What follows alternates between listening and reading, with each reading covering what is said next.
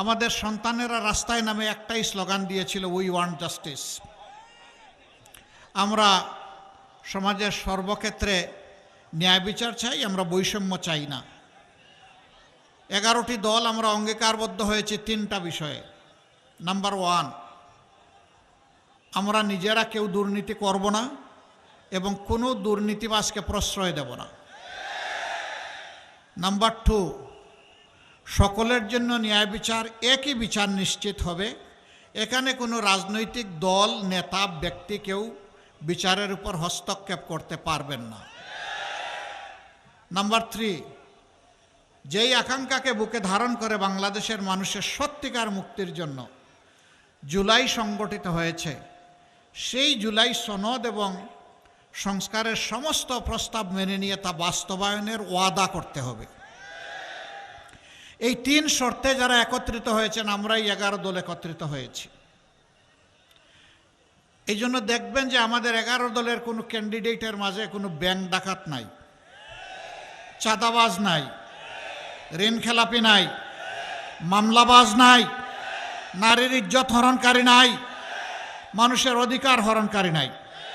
আমরা বেছে বেছে গুনে গুনে চেষ্টা করেছি। এরপরে ভুল হলে আল্লাহ যেন আমাদেরকে ক্ষমা করেন। কারণ আমরা এই বার্তাই জাতিকে দিয়েছি, আগামীতে একটা নূতন বাংলাদেশ আমরা গড়তে চাই। বলবেন যে তাইলে কি এই সীমানা বড় হয়ে যাবে নাকি? এখন না, সীমানা ঠিক থাকবে, কিন্তু বাংলাদেশকে বাংলাদেশের মতো করে সাজানো হবে ইনশাআল্লাহ। অনেকে বলে এটা সিঙ্গাপুর হবে, কানাডা হবে, আমরা বলি না, এটা ইনশাআল্লাহ উত্তম বাংলাদেশ হবে। যেই বাংলাদেশের প্রত্যেকটি নাগরিক সে পরিচয় দিয়ে বলবে আলহামদুলিল্লাহ আমি একজন বাংলাদেশি, আরও সহজভাবে বলবে আমি বাংলাদেশ। অর্থাৎ বাংলাদেশ কি জিনিস আমাকে দেখে জেনে নাও। আমরা সেই বাংলাদেশটা গড়তে চাচ্ছি, যেই বাংলাদেশে শিশু, বৃদ্ধ, আবাল বনিতা সকলের অধিকার এবং নিরাপত্তা নিশ্চিত হবে। যেই বাংলাদেশে আমার মায়েরা ঘরে, চলাচলে, কর্মস্থলে, সমস্ত জায়গায় তারা নিরাপদ থাকবেন, সমাজ তাদেরকে মর্যাদা দিতে বাধ্য থাকবে, ওই বাংলাদেশটাই আমরা গড়তে চাচ্ছি। শিশু জন্ম নেওয়ার পর তার স্বাস্থ্য পরিচর্যা, এরপরে তার সুশিক্ষা দিয়ে তাকে উত্তম নাগরিক হিসাবে গড়ে তার হাতে কাজ তুলে দিতে হবে, সেই বাংলাদেশটা আমরা দেখতে চাচ্ছি। আমরা এমন কোনো শিক্ষা ব্যবস্থা চাচ্ছি না যেটা বেকার তৈরি করে, বরঞ্চ আমরা সেই শিক্ষা ব্যবস্থা চাই যেই শিক্ষা ব্যবস্থা লড়াকু একজন সৈনিক তৈরি করবে, যে আমার দেশটাকে গড়ে দিবে। আমাদের যুবকেরা কারো কাছে বেকার ভাতা চায় না। আপনারা চান কি? চান কাজ চান, তাই না? আমরা ওয়াদাবদ্ধ, আমরা গ্রামীণ অর্থনীতিকে আমরা পাল্টে দিব ইনশাআল্লাহ। প্রত্যেকটা গ্রামে বসে শিক্ষিত যুবকেরা তারা সেখানে স্বাচ্ছন্দ্য মতো জীবনযাপন করবে আর রাষ্ট্রীয় উন্নয়নে অবদান রাখবে। এরপরে যাদের আরও বেশি প্রয়োজন, আরও বেশি যোগ্যতা আছে, তারা যাবে বড় বড় শহরে যাবে। যাদের আরও বেশি যোগ্যতা আছে তারা দুনিয়ার বহু জায়গায় পৌঁছে যাবে ইনশাআল্লাহ। আমরা বিদেশি প্রবাসী যারা আছেন তাদেরকে আর অদক্ষ মানুষ হিসাবে বিদেশে পাঠাতে চাই না। প্রত্যেকটা হাতে দক্ষতা তুলে দিয়ে দক্ষ লোকবল হিসাবে আমরা বিদেশে তাদেরকে নিয়োগ করতে চাই। এতে রাষ্ট্র এবং পরিবার দুটাই উপকৃত হবে। মর্যাদা এবং সম্মানের সাথে সে বিদেশে থাকতে পারবে। এখন আমাদের ভাইয়েরা মানবেতর জীবনযাপন করে, আমরা ওটাও পাল্টে দিতে চাই। এর চাইতে বড় কথা হচ্ছে এমন বিচার ব্যবস্থা আমরা চাই যেই বিচারে একজন সাধারণ মানুষের কোনো অপরাধ করলে যে শাস্তি হবে বিচারের আওতায় এনে।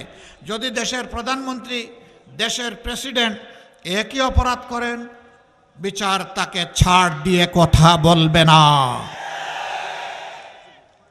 একই শাস্তির আওতায় তাকে আনা হবে, আনতে বাধ্য করা হবে।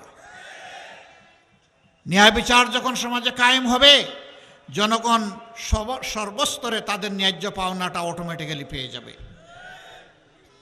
আমরা সেই বাংলাদেশটা চাচ্ছি যে বাংলাদেশে আমার মায়ের দিকে, আমার স্ত্রীর দিকে, আমার বোনের দিকে, আমার মেয়ের দিকে কোনো অভদ্র, কোনো দুষ্ট, কোনো বেয়াদব বাঁকা চোখে তাকানোর সাহস করবে না। সেই বাংলাদেশ আমরা চাই। ওই বাংলাদেশ চাই যেই বাংলাদেশে আর ধর্ম, বর্ণ, জাত পাতের ব্যবধানে জাতিকে আর টুকরা টুকরা করতে দেব না। এই বাংলাদেশ ঐক্যবদ্ধ বাংলাদেশ। একজন মুসলমান, হিন্দু, বৌদ্ধ, খ্রিস্টান তার ধর্মীয় পরিচয় যাই হোক, সে একজন বাংলাদেশী। আমার দেশের সংবিধান প্রত্যেকটি নাগরিককে সমান অধিকার নিশ্চিত করতে বাধ্য। কাউকে ধর্মের কারণে তার অধিকার থেকে বঞ্চিত করা যাবে না। শুধু দেখতে হবে সেই মানুষটা ওই কাজের জন্য উপযুক্ত কিনা, আর দেশের প্রতি তার দায়বদ্ধতা বা দেশপ্রেম আছে কিনা। যদি তার মধ্যে এই দুটি জিনিস থাকে, তাহলে কাজ অটোমেটিক্যালি তার হাতে চলে যাবে। সরকারি, আধা সরকারি, বেসরকারি, স্বায়ত্তশাসিত যেখানেই কাজ হোক, একই নীতিমালা অনুসরণ করতে হবে ইনশাআল্লাহ।